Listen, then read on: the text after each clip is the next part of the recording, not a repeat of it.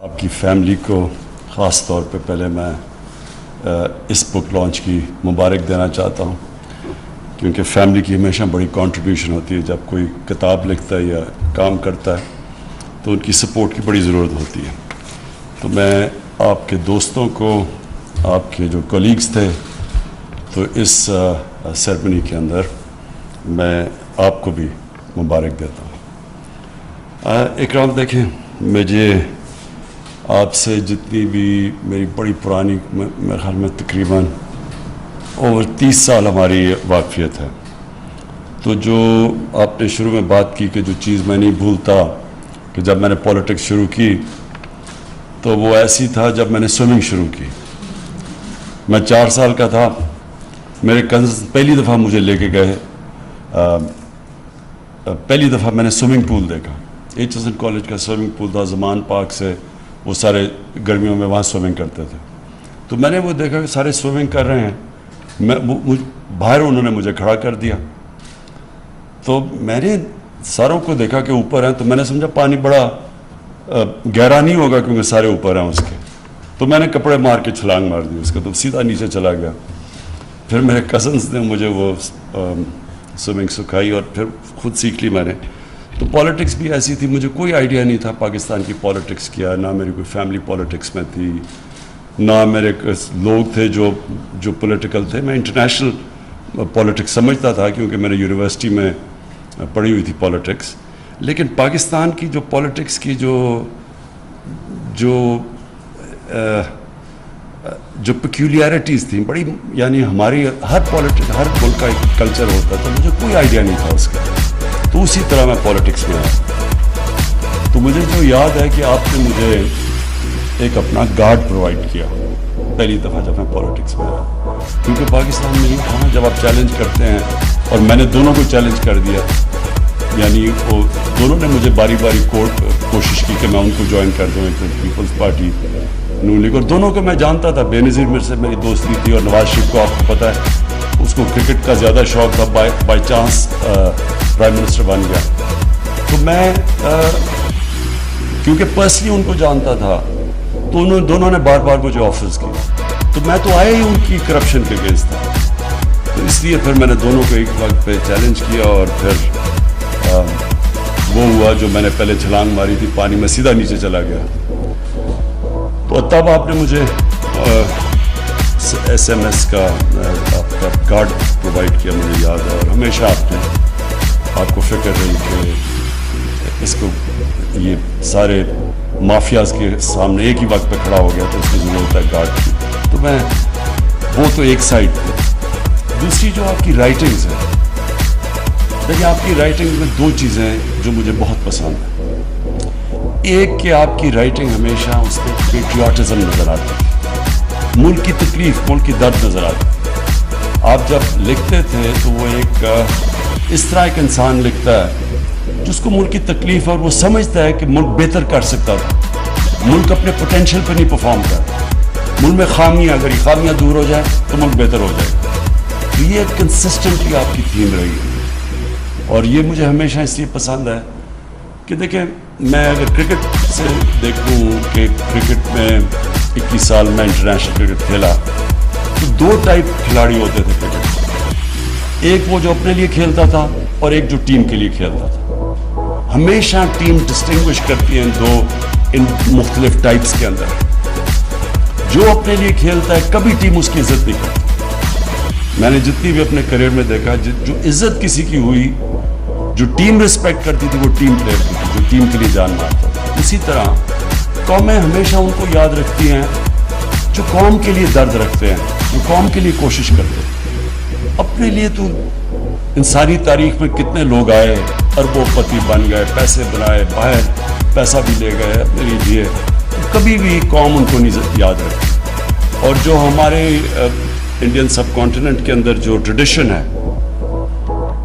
جو صوفی ٹریڈیشن ہے، آپ دیکھیں کہ اگر ہم یہ گیون ہے قرآن کے اندر کہ عزت اللہ کی طرف سے آتی ہے، یہ ہمارا ایمان کا حصہ ہے.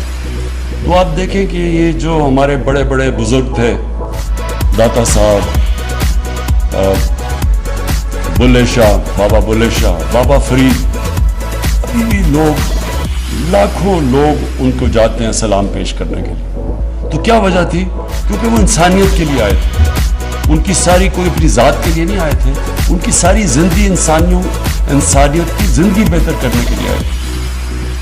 تو اسی طرح جو بادشاہ بھی کوئی آیا دنیا میں کسی ملک میں, تو کس نے, قوم نے کون سے لیڈر کی یا بادشاہ کی عزت کی؟ ہم کیوں قائد اعظم کی عزت کرتے ہیں جب تک پاکستان رہے گا قائد اعظم کی؟ کیونکہ قائد اعظم نے ذات کے لیے پالیٹکس نہیں کر رہے تھے. سب کو پتہ ہے کہ قائد اعظم مخلص تھے پاکستان کے لیے, وہ صرف پاکستان کے لیے کھڑے تھے. تو اس لیے آج بھی ہم اور ہمیشہ جب تک پاکستان رہے گا تو قائد اعظم کو رسپیکٹ سے ان کا نام لیا جائے گا. جس طرح نیلسن منڈیلا ساؤتھ افریقہ میں 27 سال جیل میں گزار کے سب کو معاف کر دیا کیونکہ اس کا اپنے سے ذات سے بڑا کاز تھا. تو اس لیے اکرام جو آپ کی رائٹنگ وہ میں اس لیے اپریشیٹ کرتا تھا, ہمیشہ کرتا ہوں, کیونکہ آپ ایک اپنی دیانتداری سے کہ کیسے ملک بہتر ہو سکتا ہے آپ لکھتے تھے. لوگ آپ سے ایگری کریں یا نہ کریں وہ مختلف چیز ہے, لیکن پیٹریوٹزم ایک بیچ میں ملک سے جو پیار تھا وہ سامنے آیا. دوسری چیز کہ یہ بھی میرا کرکٹ سے ایک میں نے اپنی کرکٹ ایکسپیرئنس میں چیز دیکھی کہ 2 ٹائپ کھلاڑی ہوتے تھے. ایک کھلاڑی جب گراؤنڈ پہ قدم رکھتا تھا تو اس کی ساری ذہن میں سوچ یہ ہوتی تھی کہ میں اگر ہار گیا تو کیا ہوگا, کہ اگر میں میچ جیتا نہ تو کیا ہوگا, کتنی مجھے ذلت ملے گی, مجھے مذاق اڑے گا, میرا یہ ہوگا. تو ان کی ساری جو مائنڈ سیٹ ہوتا تھا وہ ہار کے خوف سے سارے فیصلے کرتا تھا. اور دوسرا جو کہ چیمپئن بنتا تھا کھلاڑی, وہ ہمیشہ یہ سوچتا تھا کہ میں اگر جیت گیا تو کیا ہوگا. یہ 2 ڈفرنٹ مائنڈ سیٹس ہیں. ایک ہے رومانٹک, ایک ہے جو آئیڈیلزم, رومانٹسزم. دنیا میں کسی نے بھی بڑے کام کیے ہیں تو وہ ہمیشہ آئیڈیلسٹک ہوتا ہے. وہ بڑی بڑی خواب دیکھتا ہے, وہ پکچر کرتا ہے جیت کیا ہوگی اور پھر وہ باقیوں سے بڑا سوچتا ہے. اور دوسرا ہوتا ہے پیسمسٹ, جو کہ ہمیشہ جس کو کہتے ہیں ریئلسٹ, ریشنلسٹ. وہ ہمیشہ اپنا سوچتا رہتا ہے کہ A = B, یعنی کہ میں اگر یہ ہو گیا تو کیا ہوگا, یعنی جو عقل کا غلام ہوتا ہے. میں مثال ہمیشہ دیتا ہوں ایڈمنڈ ہلری کی, کہ جب اس نے فیصلہ کیا ماؤنٹ ایوریسٹ پہ چڑھنے کا تو اس سے پہلے جتنے بھی لوگوں نے کوشش کی تھی یا وہ مر گئے تھے اور یا وہ فیل ہو گئے تھے. تو ریشنلزم تو کہتی تھی کہ یا آپ مر جاؤ گے یا فیل ہو جاؤ گے, کیونکہ وہ ڈیٹا تو یہ کہتا ہے. تو یہ ایک رومانٹسزم ہوتی ہے, ایک آئیڈیلزم ہوتی ہے کہ نہیں جدھر باقی فیل ہو گئے میں کامیاب ہوں گا. تو یہی مائنڈ سیٹ ہوتا ہے ایک انسان کا جو کہ بڑے کام کرتا ہے, اور جو ایک پازیٹیو تھنکنگ ہوتی ہے, اور جو ایکچولی دنیا کے اندر جتنے بھی بڑے کام ہوئے وہ ہمیشہ یہ آئیڈیلسٹ نے کیے تھے, جو خواب دیکھنے والے لوگ. تو آپ کی بھی اکرام, جو آپ کی کتاب کے اندر جو بیسک تھیم ہے کہ ہم یہ ہمارے مسئلے ہیں, اگر ہم یہ ٹھیک کر دیں تو بھی اپنے بات کی کہ ملک میں کتنا پوٹینشیل ہے, ہم کدھر جا سکتے ہیں, جس کی وجہ سے میں پالیٹکس میں آیا. کیونکہ کبھی باقی تو کوئی پالیٹکس میں آیا, ان کو تو کوئی جانتا ہی نہیں تھا اس سے پہلے. کس کو کوئی جانتا تھا؟ میں تو سب سے بڑا اس وقت نام بن چکا تھا پاکستان میں, مجھے ضرورت نہیں تھی پالیٹکس کی, کسی چیز کی کمی نہیں اللہ نے دی تھی, سب کچھ دے چکا تھا اللہ پالیٹکس میں آنے سے پہلے. تو لیکن یہ سوچ تھی کہ ہمارا ملک, ہم جب دنیا کو دیکھتے تھے اور اپنے ملک کو دیکھتے تھے تو ہم فیل کرتے تھے کہ ہم نے اپنے سے ظلم کیا. ہم نے اس ملک سے جو اللہ نے یہ نعمت, پاکستان کا نام جو اللہ کی نعمت ہے, اس سے ہمیں انصاف نہیں کیا. تو پھر 2 چیزیں ہو جاتی تھی, کیا چپ کر کے ہر روز شام کو اپنے آپ کو ڈپریس کر کے سو جاؤ, ڈنر ٹیبل پہ جاؤ اور کہو یہ برا ہے وہ برا ہے سو, یا پھر آپ جدوجہد کریں, فائٹ کریں اپنے ملک کے لیے. اور میں یہ سمجھتا ہوں آپ کی طرح کہ اگر ہم اس ملک کے لیے فائٹ کریں, اور جب سے میں یہ تقریباً 3 سال ہو جائیں گے اب, اس اللہ نے اس میں بہت پوٹینشیل دی. کسی فیلڈ میں بھی پاکستان ہم نے انڈر پرفارم کیا, ہر فیلڈ میں کیا. جو آپ نے بات کی ہے मिनरल वेल्थ, मुझे तो खुद ही अंदाज़ा नहीं था कि हमारे पास कॉपर गोल्ड रिजर्व्स है। मुझे तो ये नहीं अंदाज़ा था कि हमारा एग्रीकल्चर में कितना पोटेंशियल है। अभी मैंने कोरियंस से मिल के आया हूँ जो पाकिस्तान में अब हमें मदद कर रहे हैं टेक्नोलॉजी ट्रांसफ़र में। तो एक एक एरिया के अंदर पाकिस्तान में कितना पोटेंशियल है। 12 मौसम है पाकिस्तान में, तो हर चीज़ उग सकती है। हमने कभी वो मोहनजोदारो के बाद कभी सोचा ही नहीं कि इसमें इस मुल्क के अंदर और भी कोई गंदम के अलावा कुछ उग सकता है। किसी ने कभी काम ही नहीं किया। गाय हमारी पता नहीं, जो आप कह रहे हैं कि कितनी दुनिया में गायें, हमारी यील्ड से 6 गुना ज़्यादा दूध देती हैं यहाँ इर्द गिर्द चाइना की और इधर उधर गाय। तो आप सोचें हम दुगना ही अपना दूध की प्रोडक्शन कर दें, तो हम आज सूखा दूध इंपोर्ट करते हैं। सारी ऐसी स्टोरीज है, क्योंकि जो लीडरशिप थी उसने कभी सोचा ही नहीं कि इस मुल्क में, इसमें जब छुट्टियां आपकी बाहर हैं, शौक आपकी बाहर है, हॉस्पिटल आपका बाहर, आपको क्या पता कि मुल्क के अंदर क्या है। टूरिज्म का पोटेंशियल मैं सारी दुनिया में देखा हुआ है, स्विट्जरलैंड, सारी ऑस्ट्रिया, हर जगह गया हूँ। जो टूरिज्म का यहाँ पोटेंशियल है, आप यकीन करें दुनिया में शायद ही कोई मुल्क हो जितनी डाइवर्सिटी हो। किसी ने कभी सोचा ही नहीं। रिलीजियस टूरिज्म वो एक अलहदा पूरा शोबा है, जिसमें हिस्टोरिकल टूरिज्म अलहदा है, पुराने शहर अलहदा है, लेकिन जो माउंटेन टूरिज्म है वो तो यूनिक है दुनिया में। स्विट्जरलैंड की, ये मोहित आपकी इंफॉर्मेशन के लिए, आधा है स्विट्जरलैंड पाकिस्तान के नॉर्दर्न एरियाज। नॉर्दर्न एरियाज हमारे डबल हैं स्विट्जरलैंड के, साइज में भी, हाइट में भी। स्विट्जरलैंड सिर्फ टूरिज्म से तकरीबन $80 अरब कमाता है हर साल, $80 बिलियन। तो यहाँ सोचें कि इतना बड़ा मुल्क है, हमारी पता नहीं कोई मिलियंस में भी टूरिज्म नहीं है। क्यों? क्योंकि किसी ने सोचा ही नहीं। अगर मेरी छुट्टियाँ ही लंदन में और शॉपिंग हैरिट्स में होगी, मुझे क्या पता कि यहाँ क्या टूरिज्म है गर्मी में। मैं जो आखिरी पॉइंट आपका, जो आपने बड़ा वैलिड पॉइंट किया, जो आपने कहा कि जो ड्राइवर ने या किसी ने बात की इंसाफ की, देखिए असल स्ट्रगल पाकिस्तान की क्या है। हमारा जो पोटेंशियल पूरा नहीं हुआ, उसकी असल वजह क्या है? उसकी असल वजह ही इंसाफ है, ना इंसाफी। देखिए ये जो स्ट्रगल है पाकिस्तान में, ये सबसे, मैं इसको जब सुबह उठता हूँ तो मैं ये नहीं सोचता कि मैं कोई काम करने जा रहा हूँ, मैं ये समझता हूँ मैं जहाद लड़ रहा हूँ। जहाद है क्या? जो इब्न खालदून ने अपने फलसफे में लिखता है, जो कि मॉडर्न हिस्ट्री का जिसको बाप समझा जाता है, उसने कहा कि जो मेरा सारा तज्जिया है अपने दीन का, उसमें सिर्फ अल्लाह हमारे से एक चीज़ चाहता है कि उसने हमें ज़मीन में भेजा क्यों है? इंसाफ कायम करने के लिए। देखिए जो इंसाफ है ना, यही डिफरेंस है एक महज़ब माशरे में और एक बनाना रिपब्लिक में। सिर्फ डिफरेंस इंसाफ है। और इंसाफ का मतलब वो बड़ा क्लियरली 2 हदीस में और नबी सल्लल्लाहु अलैहि वसल्लम ने क्लियर कर दिया। बड़ी कौमें तुम्हारे से पहले तबाह हुई, जिधर ताकतवर के लिए कानून और कमज़ोर के लिए दूसरा, यानी जिधर नाइंसाफ़ी। और मेरी अगर बेटी भी जुर्म करेगी तो उसको सज़ा मिलेगी। तो कोई कानून से ऊपर नहीं है।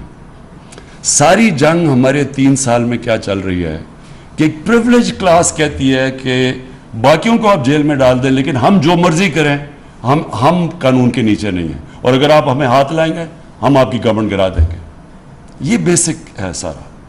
तो ये है स्ट्रगल पाकिस्तान की। जब तक जो भी माशरा ये स्ट्रगल जीतता है वो ऊपर चला जाता है। वसाइल की वजह से आप कभी भी अमीर मुल्क नहीं बनते, नहीं तो स्विट्जरलैंड तो गरीब तरीन मुल्क होता, वहां तो कोई वसाइल ही नहीं है। लेकिन अमीर मुल्क बनता तब है जिसके अंदर रूल ऑफ लॉ होता है, कानून की हुक्मरानी होती है, ताकत की हुक्मरानी नहीं होती। ताकत की हुक्मरानी जनरल का कानून है, माइट इज राइट। इंसानी माशरा बनता ही इंसानी माशरा तब है जब उसके अंदर रूल ऑफ लॉ होता है। ये जो रूल ऑफ लॉ है, इसके लिए एक माशरे के अंदर उसमें मॉरल वैल्यूज़ और मॉरल स्टैंडर्ड्स और मॉरल अथॉरिटी चाहिए, नहीं तो आप इंसाफ नहीं कर सकते। साउथ अफ्रीका के अंदर उन्होंने उनके एक्स प्रेसिडेंट जुमा को उन्होंने کرپشن کے اوپر بڑی مشکلوں سے اس کے لیے کچھ اس کو بلانے کی کوشش کی. لوگ سڑکوں پہ لوگ سڑکوں پہ نکالے, شور مچ گیا. اب وہ سارا بیک ٹریک کر رہے ہیں کہ کسی طرح ہم اسے بچا لیں, کیونکہ یہ قانون کے اوپر ہے. آپ کبھی بھی کسی اسکینڈینیوین ملک میں اس چیز کا نہیں سنیں گے. جب وہ آئس لینڈ یا جدر پیدا یا فن لینڈ یا آئس لینڈ, جب اس کا ان کے پرائم منسٹر کا نام آیا پیناما میں, سارے لوگ اس کے گھر کے پاس پہنچ کے اس کو ریزائن کرنا پڑا. یہ صرف اور صرف جن معاشروں کے اندر قانون نہیں ہوتا, انصاف نہیں ہوتا, ادھر یہ لوگ ایک پریویلیج کلاس آ جاتی ہے. اور یہ جو آپ نے اگلی بات کی, یہ جو جب ایک پریویلیج کلاس آ جاتی ہے آپ اس کو ہاتھ نہیں لگا سکتے, تو وہ ملک کو تباہ کر دیتی ہے. کبھی بھی پٹواری, غریب, تھانے دار یہ چوری کریں گے, یہ ملک کو تباہ نہیں کرتے, کیونکہ یہ ان کے سوئس بینک اکاؤنٹس نہیں ہوتے یا ان کے میفیئر میں بڑے فلیٹس نہیں ہوتے. تباہ جو ملک میں کرتا ہے, جو آپ کی رولنگ ایلیٹ جب چوری شروع کرتی ہے, وہ پھر ملک تباہ ہو جاتا ہے. اور اس کی فیکٹ آئی پینل جو یونائٹڈ نیشنز کے سیکرٹری جنرل نے جو اپنے نیچے پینل بنائی ہے اور اس پہ بتایا کہ یہ امیر غریب ملکوں میں فاصلے بڑھتے جا رہے ہیں, تو انہوں نے ایکچولی سال کی پوری رپورٹ کیا انہوں نے کہا کہ غریب ملکوں سے ہر سال 1000 ارب ڈالر چوری ہو کے امیر ملکوں میں چلا جاتا ہے, منی لانڈرنگ ہو کے, اور آف شور اکاؤنٹس میں چلا جاتا ہے. تو یہ کوئی غریب لوگ تو نہیں کر رہے ہوتے, یہ ساری رولنگ ایلیٹ ملک سے پیسہ چوری کر کے باہر لے کے جاتی. کیوں کرنا پڑتا ہے؟ اگر میں اربوں روپیہ چوری کروں گا کسی ڈیل میں, تو میں بستر کے نیچے نہیں پیسہ چھپا سکتا, لہٰذا مجھے باہر بھیجنا پڑتا ہے. اور تو میں دگنا نقصان کرتا ہوں. پہلے میں چوری میں نقصان کرتا ہوں, پھر جب اس کو ڈالر میں کنورٹ کر کے باہر بھیجتا ہوں اس سے بھی بڑا نقصان کرتا ہوں, کیونکہ ملک میں افیکٹ ہوتا ہے آپ کی کرنسی. یہ منی لانڈرنگ سے آپ کا ڈائریکٹ امپیکٹ پڑتا ہے کرنسی پہ, اور کرنسی پہ امپیکٹ پڑتا ہے جب آپ کی وہ کرنسی گرتی ہے, ساری چیزیں مہنگی ہو جاتی ہیں, غربت پھیل جاتی ہے. یہ سارے غریب ملکوں کا یہ کہانی ہے. ہر جگہ لوگ بیٹھے ہوئے, ان کے حکمران جن کے بڑے بڑے محلات ہیں ساؤتھ آف فرانس میں, باہر آف شور اکاؤنٹس ہیں, سارے غریب ملکوں کا یہ حال ہے. اس لیے وہ غریب نہیں ہیں کیوں وسائل کی کمی ہے, اس لیے غریب ہیں کہ ان کی بھی رولنگ ایلیٹ اس طرح جو ہمارا انہوں نے جس کو اس ملک کو پلنڈر کیا ہے وہ یہی کر رہے ہیں سب. سو وہ اسٹرگل اصل میں یہ ہے ان کو قانون کے نیچے لانے. جب آپ رولنگ یہ طاقتور کو لے کے آتے ہیں قانون کے نیچے, تو پھر وہ جو حدیث ہے کہ بڑی قومیں تمہارے سے پہلے برباد ہوئی. جب آپ پریویلیج کلاس کے لیے ایک NRO دے دیتے ہیں ان کو اور غریبوں کو جیلوں میں ڈالتے ہیں, تو وہ پھر حضرت علی کا قول ہے کہ کفر کا نظام چل جائے گا, لیکن یہ جو ظلم اور ناانصافی کا نظام ہے یہ کبھی بھی نہیں چلا, یہ چل ہی نہیں سکتا کبھی.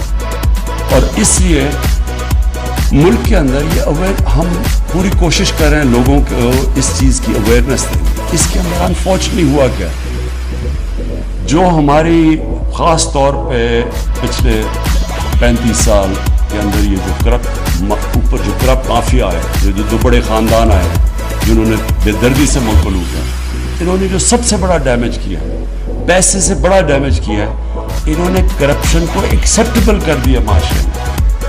لوگ کرپشن کو برا نہیں سمجھتے. آپ کسی بھی, میں انگلینڈ کے اندر جتنی بھی ٹائم گزارا ہوں, کسی پولیٹیشین, بزنس مین, خاص طور پہ پولیٹیشین, اس کے اوپر اگر کرپشن کا ایلیگیشن لگ جاتا ہے کہ پبلک کا پیسہ چوری کرے, کسی نہ وہ کوئی اس کو پارٹی پہ بلاتا ہے, نہ اس کو کوئی کھانے پہ بلاتا ہے, نہ ان سے کوئی ملنا چاہتا ہے, ان کی ٹوٹل معاشرے کے اندر ان کو آسٹرسائز کر دیا جاتا ہے. اگر اب بدقسمتی سے اگر وہ ٹی وی پہ چلے جائیں تو ان سے وہ حال ہوتا ہے جو اسحاق ڈار کا ہوا تھا ہارٹ ٹاک کے اندر. کوئی بخشتا نہیں ہے ان کو, پبلک کی پیسے کی چوری کی کوئی معافی نہیں ہے. تو معاشرہ لڑتا اس سے. ہمارا انہوں نے ظلم یہ کیا ہے کہ 35 سالوں میں آہستہ آہستہ لوگ اسے ایکسیپٹ کر بیٹھے. یہاں جی کھاتا تو لگاتا بھی ہے, اس طرح کی فولش چیزیں کر دیتے ہیں کہ اچھا جی ایک زرداری سب پہ بھاری, وہ پیسے چوری کے وہ ملک ہے. تو ایکسیپٹ کر, جب یہ ایکچولی سب سے بڑی کینسر ہے کہ جب معاشرے کے اندر آپ جرم کو ایکسیپٹ کر دیں, آپ اس کو برا نہ سمجھیں. مولانا رومی کی صحیح ہے کہ ایک ان سے پوچھا قوم کیسے مرتی ہے, مولانا رومی نے کہا جب وہ اچھے اور برے کی تمیز ختم کرتی ہے قوم مر جاتی ہے. تو مورل کولیپس پہلے آتا ہے پھر فائنینشیل اور اکنامک کولیپس آتا ہے. تو اکرام میں پھر سے آپ کو مبارک دیتا ہوں, اور میں بالکل یاد ہے مجھے کہ جب ہم شروع کی تھی اور کوئی سمجھ نہیں تھی پالیٹکس کی, تب آپ نے مجھے ایس ایم ایس کا گارڈ دیا جو اس نے پوری ہماری مدد کی, جو ساتھ کھڑا رہتا تھا, اور ہمیشہ آپ نے فکر کی کہ اس پولیٹیکل جنگل کے اندر ایک نیا آدمی آیا ہے تو اس کو ضرورت ہے, تو آپ نے تب سے مدد کی, تو وہ میں کبھی بھی نہیں بھولوں گا. بہت بہت شکریہ اور بہت مبارک.